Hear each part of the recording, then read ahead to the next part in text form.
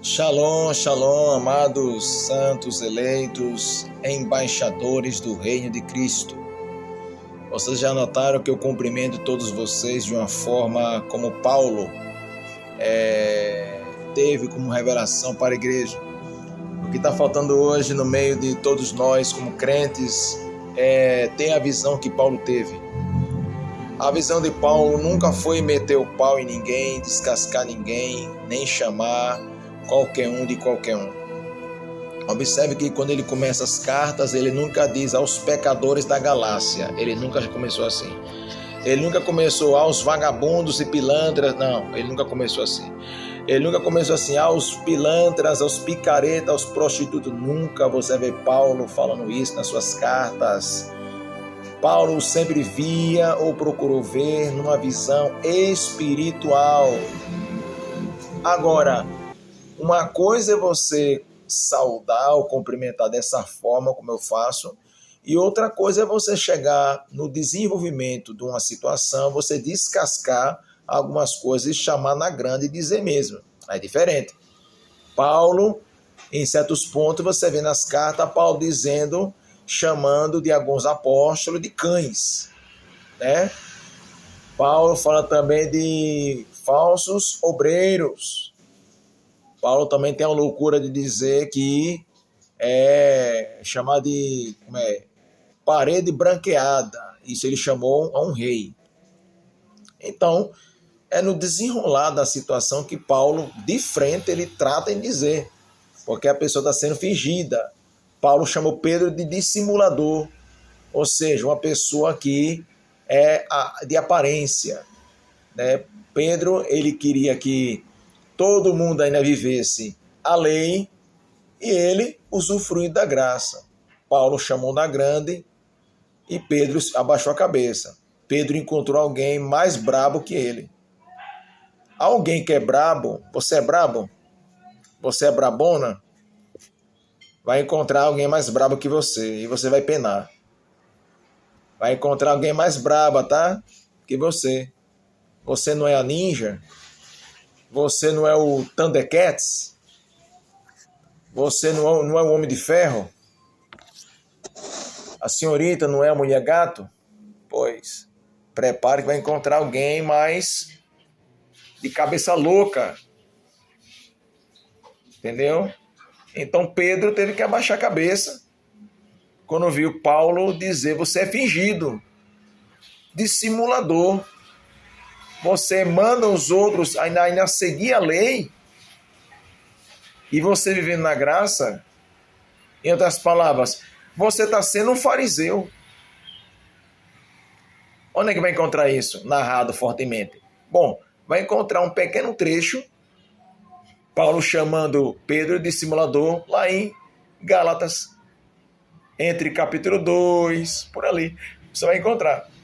Se você estiver lendo Bíblia, porque a geração moderna hoje não lê Bíblia. Não vou dizer que são todos, mas numa escala de 100, eu posso dizer que 99,9% não medita, entendeu? E usa mais o celular. Não a Bíblia online ou a Bíblia no celular, mas usa o celular só para entretenimento. E vão para a igreja ou para a casa de oração a pulso. Vão porque não tem outro jeito. Vão porque os pais estão querendo que vão. E isso é muito ruim. Aí eu pergunto a você, como é que virá um tremendo avivamento nesse país? Com tanta coisa demoníaca dentro das nossas casas. Olha, no Antigo Testamento, na época da lei, Deus não manifestava a glória dele enquanto não havia uma purificação. Eu me lembro uma história bíblica de Josué e Caleb. Eles estavam vencendo a batalha, mas de repente perdia. Estava vencendo a batalha e de repente perdia. E na hora Josué queria entender, Senhor, o que é que está vendo? Nós estamos ganhando, de repente nós perdemos. Deus disse a Josué, Josué, no meio do meu povo tem pecado, Josué.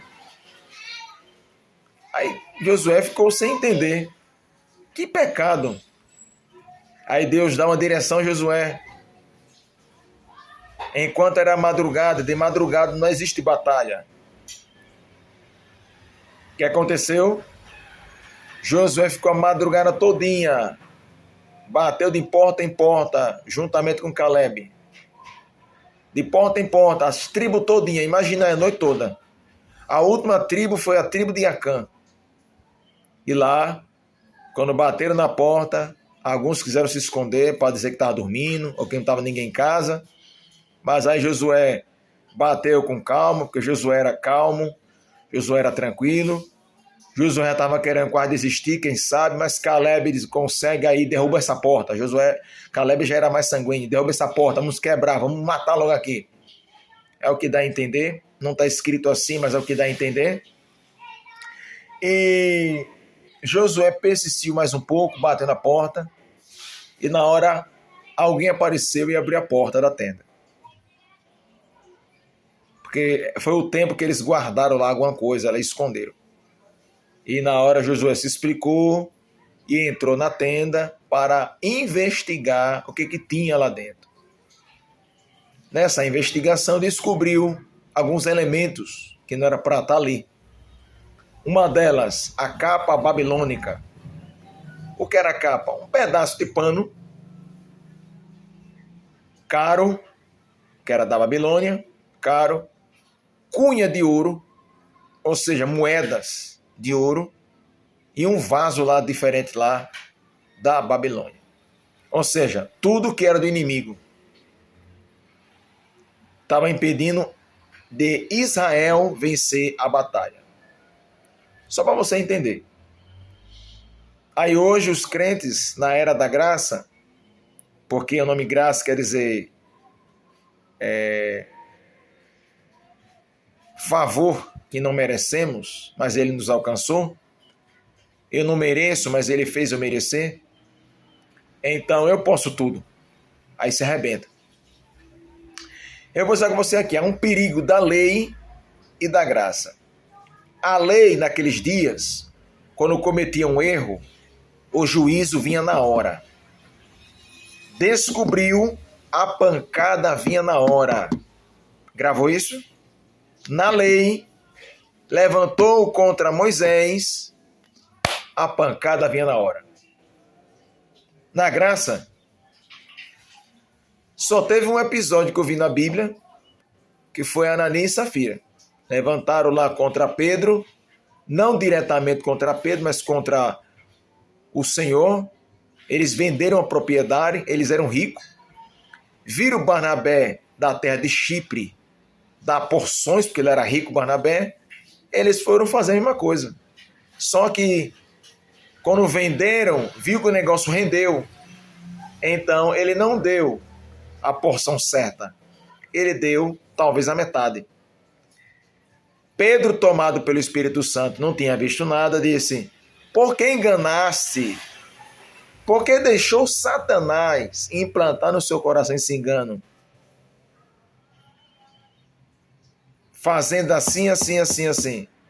Quando terminou de Pedro de falar, Ananias caiu duro no chão. Quase 2 horas depois, lá vem Safira com a cara de Maria bonita, tentando, quem sabe, se desculpar, morreu do mesmo jeito, depois que Pedro fez a mesma pergunta para o marido. E os dois foram enterrados no mesmo lugar. É o único episódio bíblico que eu gostaria de ver fluir fortemente em nossos dias. Mas a graça naqueles dias era tão forte que era propício a acontecer. Não estou dizendo que a graça de hoje é diferente de lá, não. É porque o nível da graça lá no começo era bem impactante. Mas como agora a graça está fluindo e está havendo assim um certo gracejo de Deus, está sendo agora tudo acumulado praticamente. E haverá um momento de juízo lá na frente. Que nós possamos aproveitar o momento agora e andar com Deus de verdade, para que não fiquemos para a grande tribulação. Amém, querido?